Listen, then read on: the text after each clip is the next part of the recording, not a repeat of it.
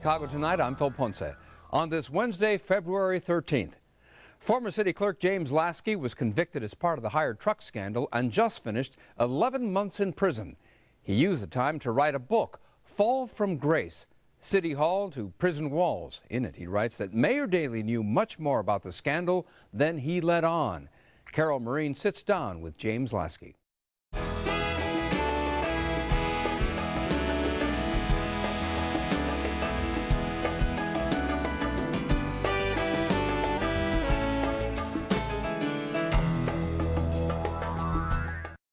And now to Carol Marin and former city clerk James Laski, who's made an accusation about Mayor Daley. Carol.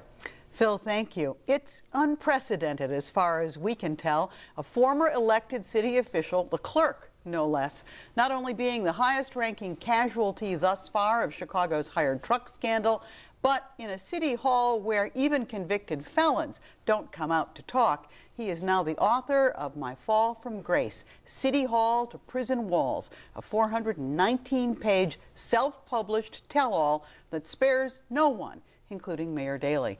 Joining us, former city clerk and first-time author James Laski. Thanks for being with us. Good evening, Carol. Thanks for having me. Many people leave City Hall many different ways. Some of them quit, some of them get indicted. I can't think of another person who has written a book. So why'd you do it? When I was in prison, I was sitting there and I'm thinking to myself, how did everything that was so good go so bad? And I just started writing, and I wrote 600 pages longhand on yellow legal pads, and it was very therapeutical for me, and it was a cleansing for me. And I talked about politics, I talked about prison, I talked about my family, and it just flowed. It was so easy to write, and I was thinking to myself, boy, how would it be to write a book? And it turned out. I'm trying to imagine if you'd been in prison much longer. I don't know how much bigger this would have gotten. This is the online version that we downloaded. That's available for $6 on the website. Let me ask you this, and let's start with hired truck, because hired truck, that scandal that broke in 2002 or 2004 rather, yeah, was your downfall. For somebody who doesn't have a clue what hired truck is, would you explain what hired truck was and what your part in it was? Well, there were the city of Chicago hired private trucking companies to work for Streets and Sand, Department of Transportation. I didn't know much about hired trucks either, and it was a private contract with the city of Chicago. And a couple of my former friends had trucks, and they wanted to get work with the city of Chicago, and I didn't even know who to go to. And they told me I could start with talking to, at the time, Alderman Pat Hughes. From the 11th Ward From the 11th Bridgeport. Ward, right. And that's when I went up to Alderman Hughes and said, I have a couple friends who want to get some trucks on with the city. He says, well, get me, here's an application, have them fill it out, let me know who they are, and I'll call somebody. But I had no clue on hired trucks. To me, it was, like I said, my former friends told me about, how they can make some quick money. So why was it crooked?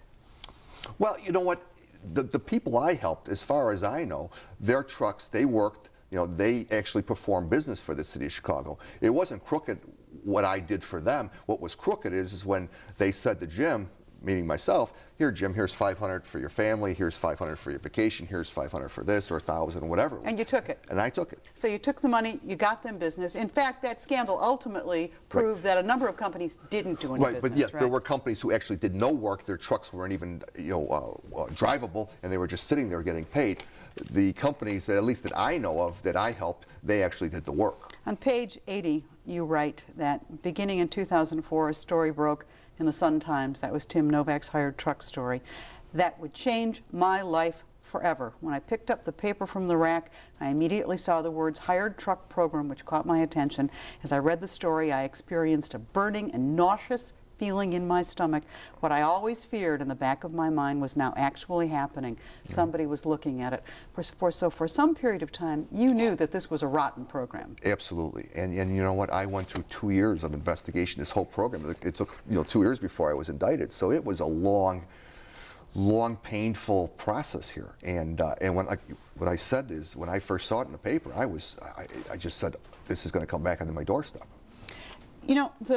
The notion of hired truck is is a complicated scandal, but it boils down to right now 46 people have been indicted and or gone to prison in Hire Truck, and it's not theoretically over yet. Did you and Mayor Daley, and you're city clerk at the time that you're indicted, did you and Mayor Daley ever talk about this investigation, or the feds investigating anything? We never talked about hired trucks specifically. I mean, we've had conversations, and we had meetings in his office, and on occasion he would say, how are things going? And one particular time, I mentioned it, or I read about it in the book, is he said to me, he said, leaning over, and he said, did you hear anything? And whispering. And I'm like, looking over my shoulder, was there somebody in the room that he wanted to hear this? And it was very quiet. I said, did I hear anything about who or what? And he said, did you hear from them? And I said, hear what? And he said, the guys down the street.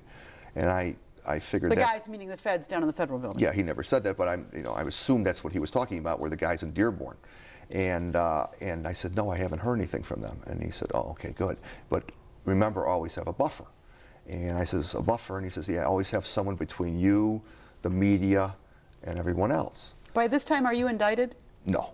You're not indicted, no. But your name. But I've gone through a few investigations. This was, I was investigated for a number of different things before. I mean, the scandal with the Channel 2 with the sign-in sheets and the vouchers and all that. So it's, I had a couple investigations going on, but Daley or his people would say, on occasion to me, have you heard anything? Have you heard anything? It was a paranoia. The story had already broken, but you hadn't been hooked into it yet. Is that when Correct. he was having that Correct. conversation with you? His press secretary, of course, says that it's just not true, and there are other critics who believe that you were a guy, a rising star. I mean, you started out in Bill Lipinski's 23rd Ward, a lawyer, somebody who was just on a comet up, but you got on the wrong side of Mayor Daley quite a while ago, broke with Lipinski quite a while ago. Your critics would say, why would Mayor Daley say a word to you? Oh, you know what? But I was in a car with him when we surveyed the ward when I was alderman. I mean, there were certain obligations. He had to sit down with me. I mean, I talk about a meeting I had with him about business licenses and the business license problem we had. And he sat there meticulously writing notes, 2, 3, 4 pages on legal sheets, and writing notes about my awareness of certain problems with the Department of Revenue. And he says, I'm going to get back to you.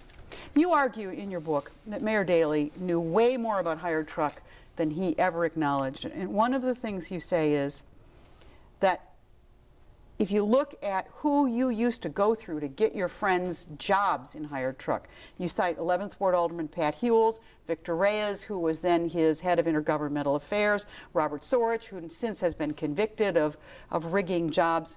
During an 11-year period, each of them helped me in one way or another to put my friends' trucks on the city. The same people talked to Daley on a regular basis, and not one of them ever told them that they were doing favors for me, the city clerk, for giving out city business. In other words, you don't believe that. But can you prove that Mayor Daley did know?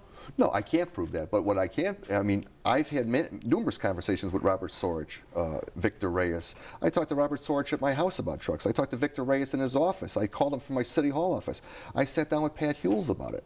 I mean, these are people who had Daley's ear. They would talk to the mayor constantly. So I find it hard to believe that when I'm talking openly about helping friends out getting trucks on with the city, that they didn't mention it once to Daley that I was getting people help with hired trucks. And do you believe that they understood that it was always on the dark side of doing business? It was always the kind of fix is in as opposed to an above-board way of doing business and getting contracts? Well, you know what? I don't know what they thought, but I mean, I never hid anything. I was always open, and I, like I said, I went to Sorich and Reyes and Hewells and all those guys is every day a routine talking about trucks and everything else I talked to them about. So I mean, all I'm saying is Mayor Daley is very meticulous about everything he does. I mean, from the infrastructure of this city, from taking notes. I mean, I remember when I was alderman, he took a survey with me. I was in a car with him going through the ward, the 23rd Ward, and he's pointing out potholes, signs that were slightly turned, stuff that I didn't even notice, street lights out, and he'd be telling his police officers, or Terry Teal, who was in the car at the time,